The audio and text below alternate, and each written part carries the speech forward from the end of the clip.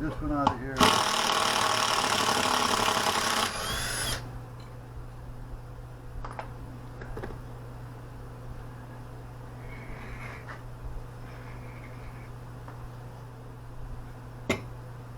Now you know what? Hold on a minute. This is going to be easier than I thought.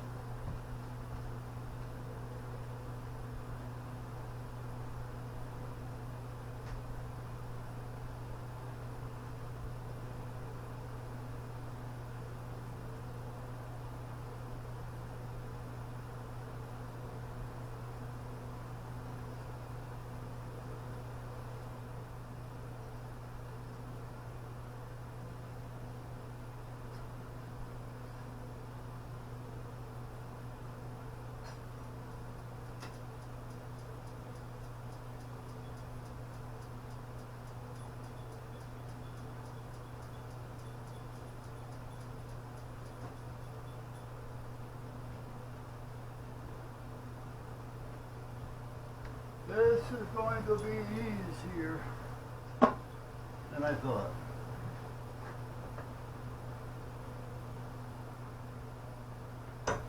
Now, if I was smart enough, I should have a good weight in this.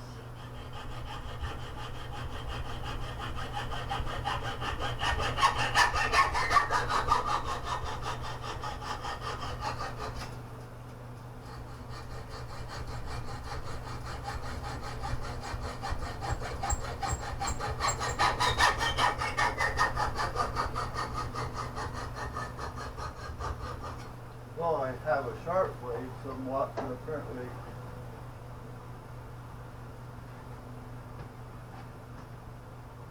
the guy doing the cutting isn't that good.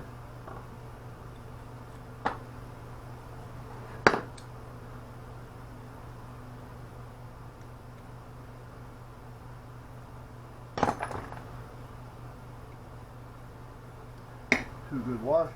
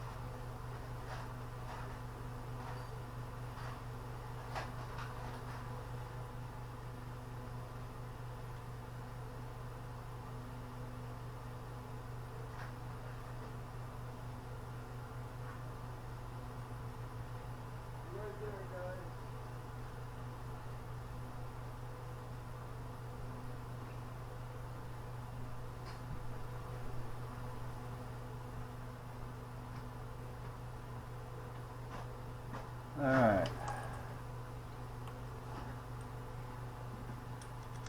Washer.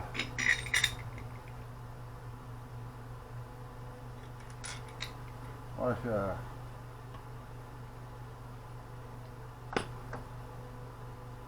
Right there.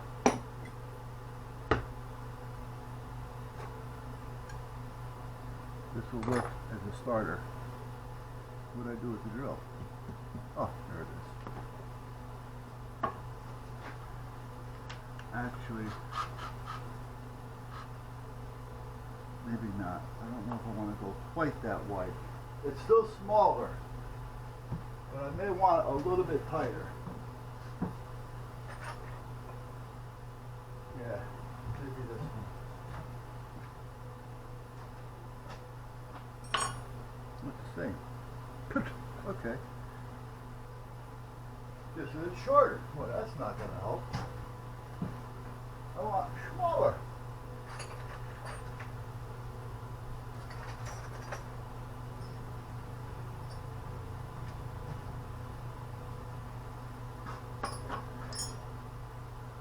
Here we go.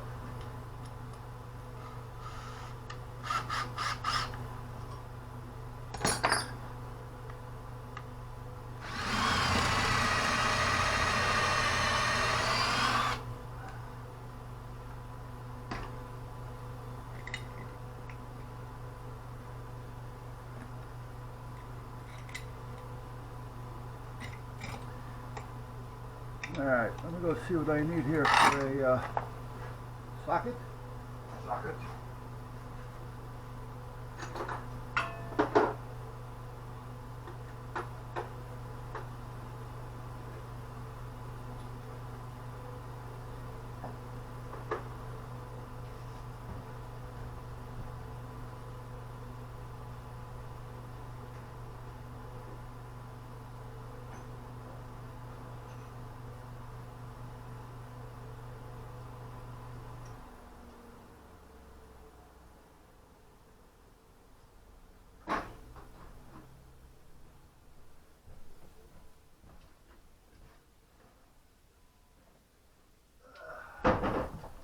Yeah, sure, why not? Bring more crap over to look through. Seeing that I'm using an impact wrench, I should use an impact socket. However, we're not going to. Alright. It's been a while, so let me put a little drop of do you. A little Brill cream. Brill cream. A little drop of do you.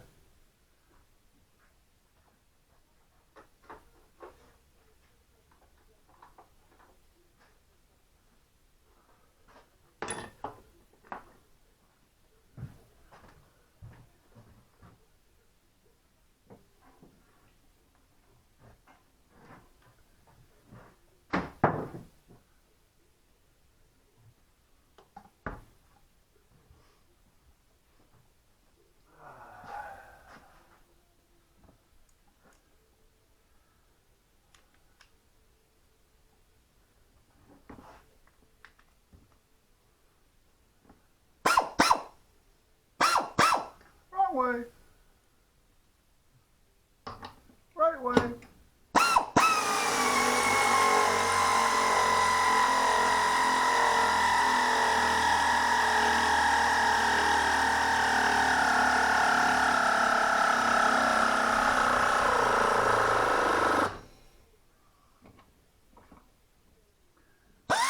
That'll kick on in a minute, guaranteed. Actually, I should have kicked on already, so it may be off.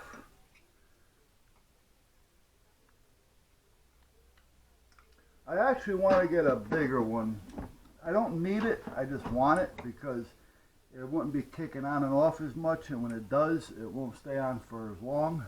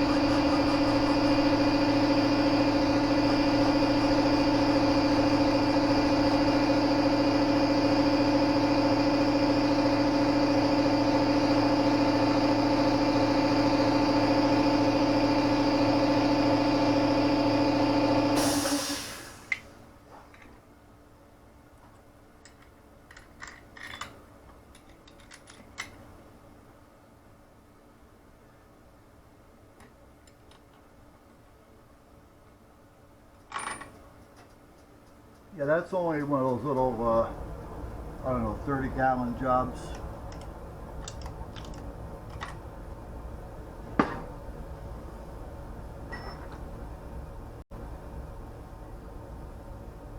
Yeah, maybe. I'm looking at it, not sure, but yeah, it serves the purpose and it's out of the way.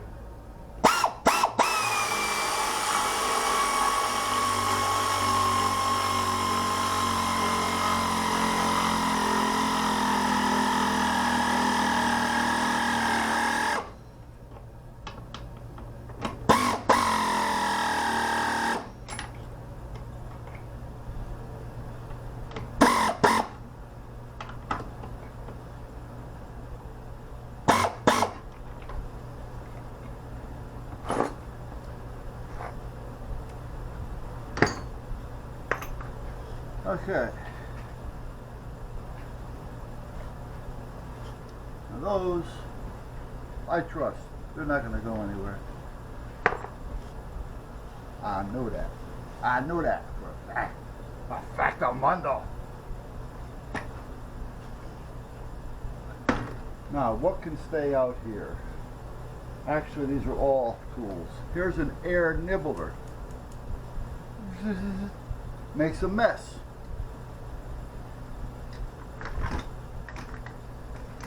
But it does the job. You definitely want to be next to a pail and one that's going to catch around it because it throws it. A little grinder.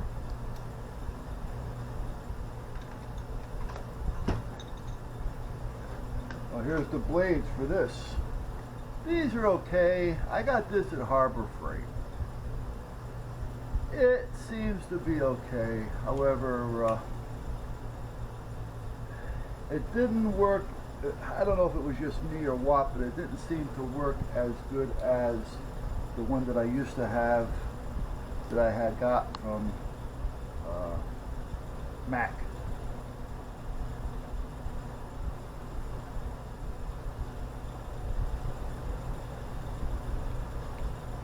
I don't know. Seems to be the same. I don't know if this one's just faster, one cuts better, one's slower. I don't know. And when it comes to cutting metal, sometimes, you know, the speed has a lot to do with it. You know, if it's too fast, it's no good. If it's too slow, it's no good. You know, it's one of those things. These haven't been used in a while, so I want to, while I'm sitting here, I just want to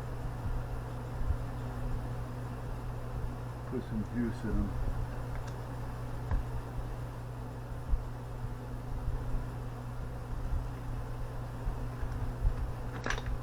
Quarter inch.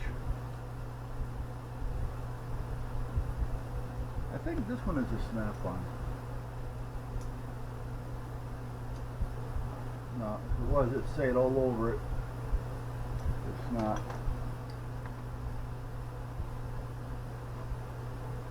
This one's a Mac. What's this one? I have no idea. I've had this one for so long.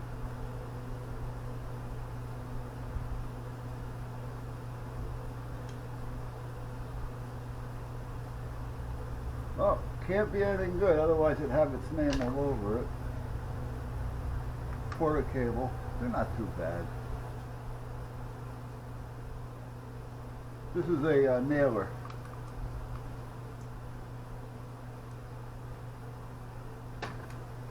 And some air injectors. Alright.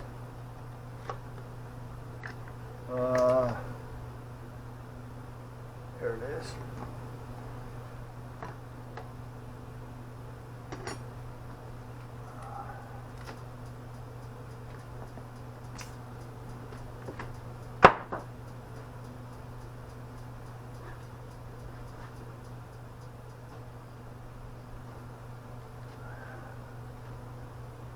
Oh, here it is.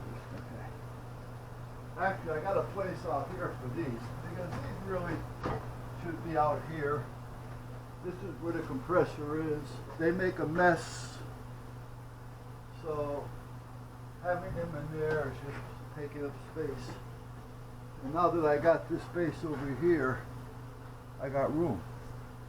All right, so here we are with these.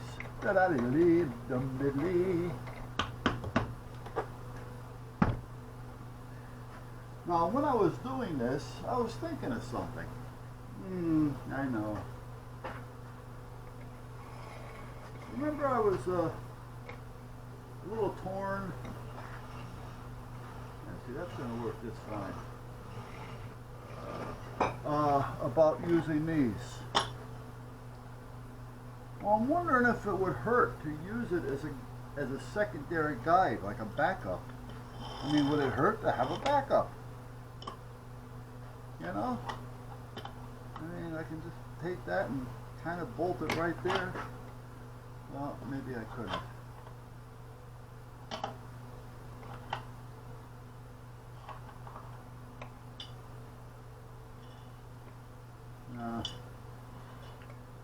if I do anything, no, I could put it over here, but do I need it there? That's crazy. So you know what? That's just wasting it.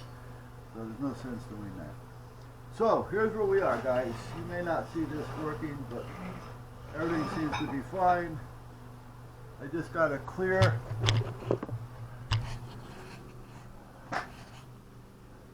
I just got to clear this a little bit. Now this is going to be this way. So this really isn't going to be in the way because this will be coming out here more, maybe up here. But I want to get some of it out of the way anyway because I don't want to have any chance of it getting next to the line. You're not going to see that there. You might be able to see that, I don't know. But when I pull this, it's kind of dragging on that piece of support. But again, this is going to be up here.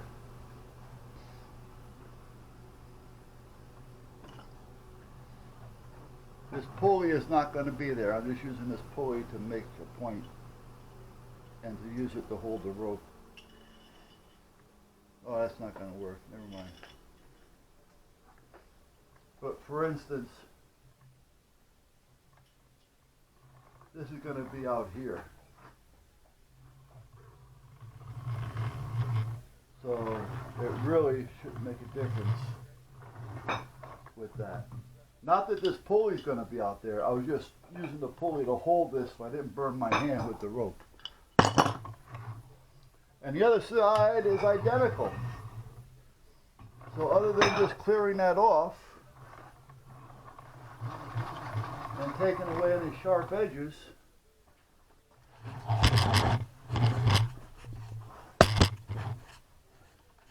we're kind of done here. Hold on a minute. Let me get rid of this weight.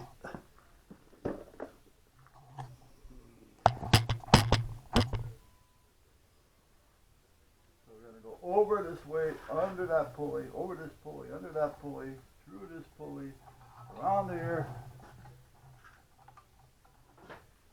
through this pulley, down to here. Let's bring this weight over here.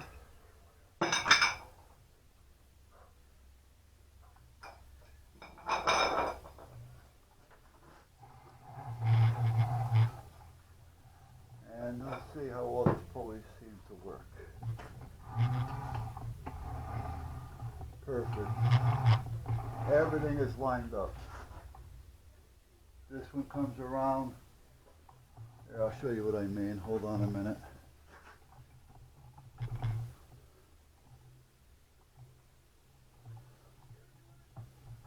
There. It was important that when this moved, that this line was even with this. You know, I couldn't have it so that it was over one way or the other because then it would come off that lower pulley and that we didn't have. So I wanted to make sure that the swing angle was about the same. And I noticed that this bolt fell level or even with this, and that's what did it. So that's level underneath, and then it comes up over. So this is what will be attached to the truck or whatever, and we're all set. And then we get the line back off over here. There. So now we can pull it.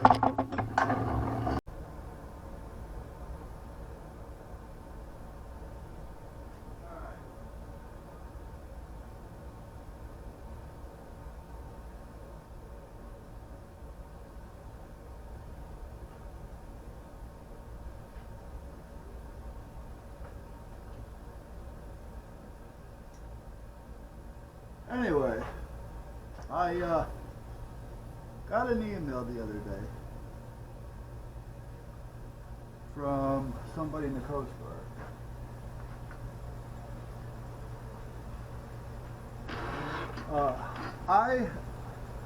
I'm with the what they call the AUXNet. It's a communication system that the Coast Guards have for time of disaster. It's a frequency that we go to and use, uh, in time of needs. And you have to be approved naturally with the Coast Guard to do this. It's similar to some of the Mars networks, different nets that are out there that some military sponsor. However, this is strictly for Coast Guard members only.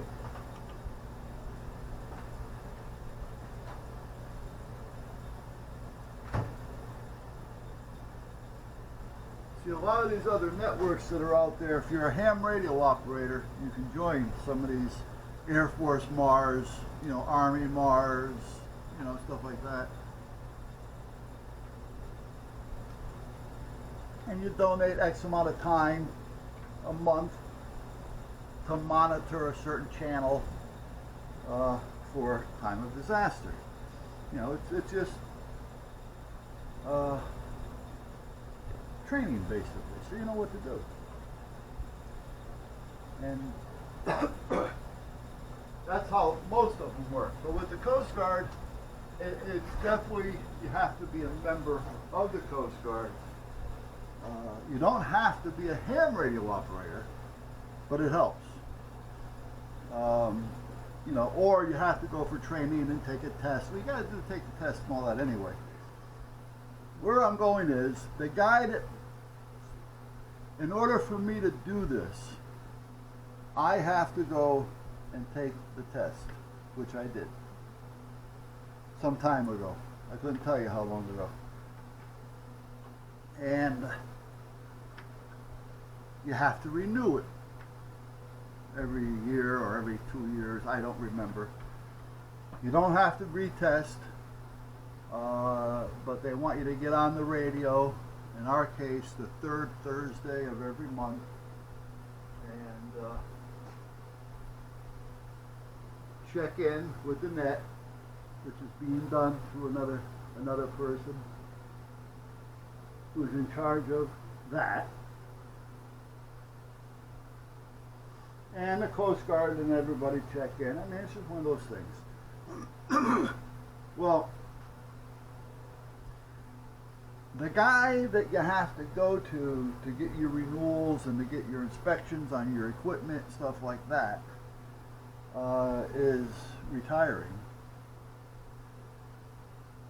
And him and a friend of mine, Ray, which was Navy, he's with the Coast Guard now, recommended me. So that's why I got to watch the phone, because I'm pretty sure they're going to call me.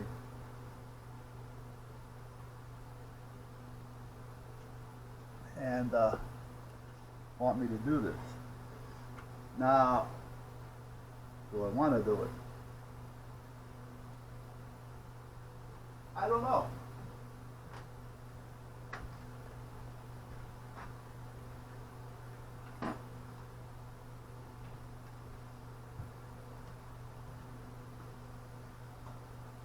More good parts to have around.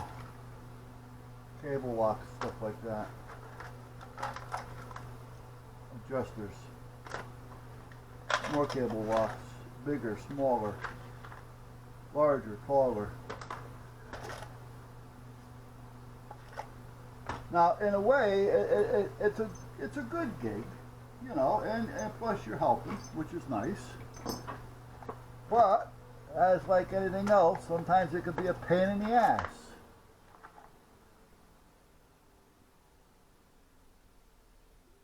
Because you're dealing with two people now. You're dealing with the so-called liaison between me and the government, and we're working with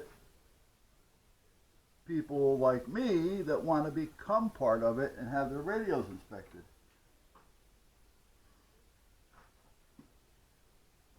Let me put a piece of tape on this so I don't chop my fingers with this or prick myself. Now, for the most part, if they're like me, I wouldn't mind doing it. And what I mean by that is, even though you may think, and I may come across as being impatient, which I am when it comes to stupid. But on the other side of the coin, I understand that we have to wait. And that's all there is to it. So I want to run just one or two. I am going to run two.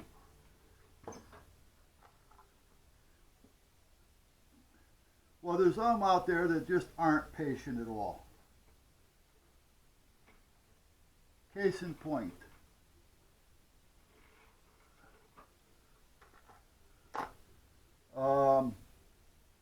We've got 4 members, or 4 people that are interested in becoming members of the department, which is great. And they seem like good people. They really do.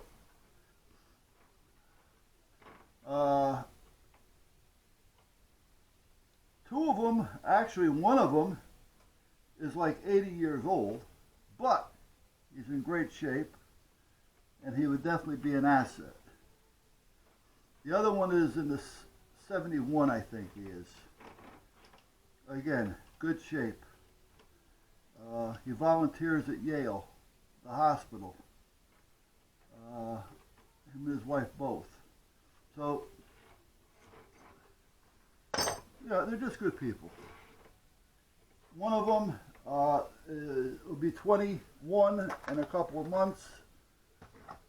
However, 20 is fine.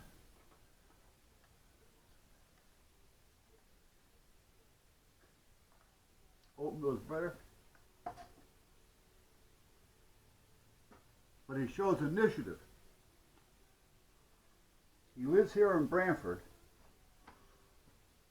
and he drives an hour to school every day. Actually, a little over an hour. And back again. So at 6:30 in the morning, he's driving an hour north to school. It's a trade school. Does his whole day, and then comes back a metal brush. Oof, oof, oof, oof. And then comes back and drives an hour, hour and a half back, depending on traffic and weather, naturally. He gets home in time to have supper.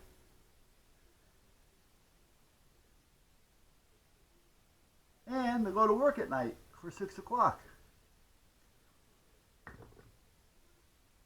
To me, that shows initiative. This kid is trying. He wants to go someplace in his life. All right? We can use him.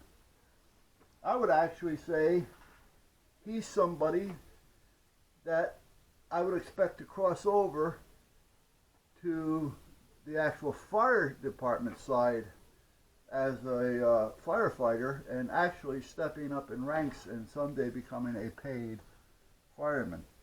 Because he has that incentive, that initiative. He's not lazy.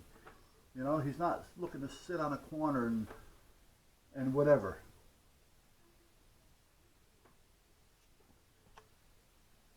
So I think, all right, that he's going to be a good member. And then there's Tom. Tom is retired from the North Branford Fire Department. However, he's in North Branford. They're kind of touchy.